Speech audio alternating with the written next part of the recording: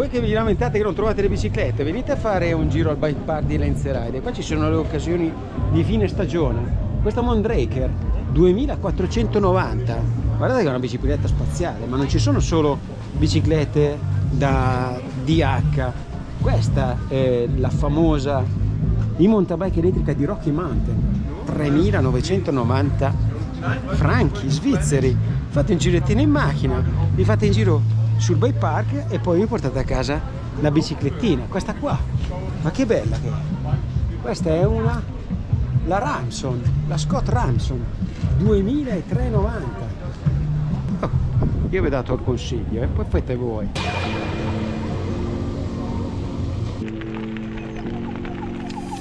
E siamo qui con la Transalps E1 Trail.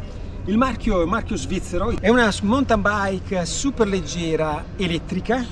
Il motore è Maxon da 30 Nm, batteria da 250 Wh, più volendo un'aggiunta di altri 250 Wh con supporto esterno. Come trasmissione troviamo una Shimano XT. Come forcella monta una DT Swiss F535 con una escursione da 140 mm, quindi è una tipica trail bike. Anche la sospensione è un DT Swiss con escursione da 130. Vediamo il salto che fa questo. Grandissimo! Poi lo fai anche tu, Pier, quello. Sì, sì.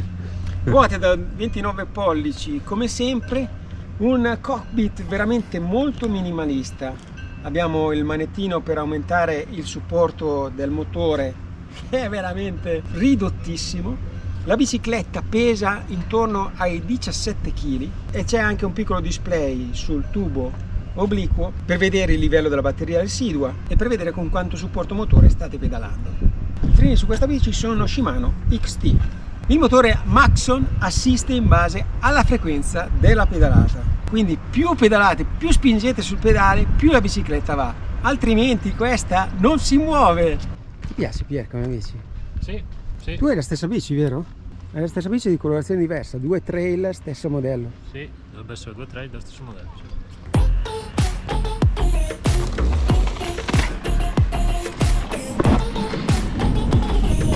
Bella, sospensioni buone, anche se non sono estreme.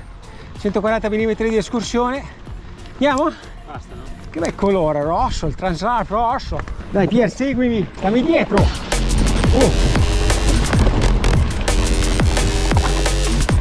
Dai, forza, seguimi.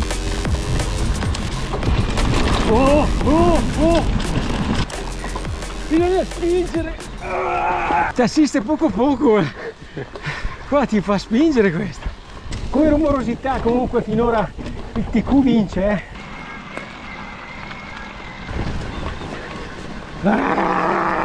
Ti obbliga a pedalare agile, quello sì.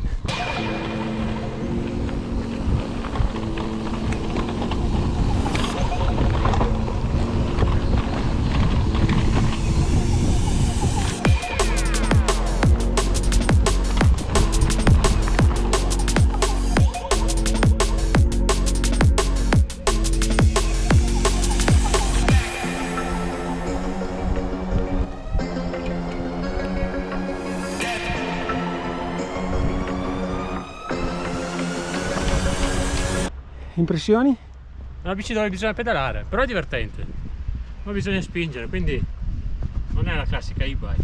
Transalps, wow, è leggera ragazzi. Bello perché è leggera, la giri bene. Questo è il vantaggio di queste e-bike.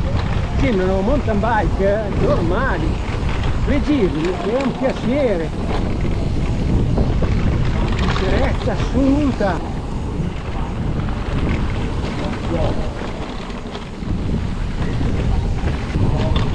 Oppa.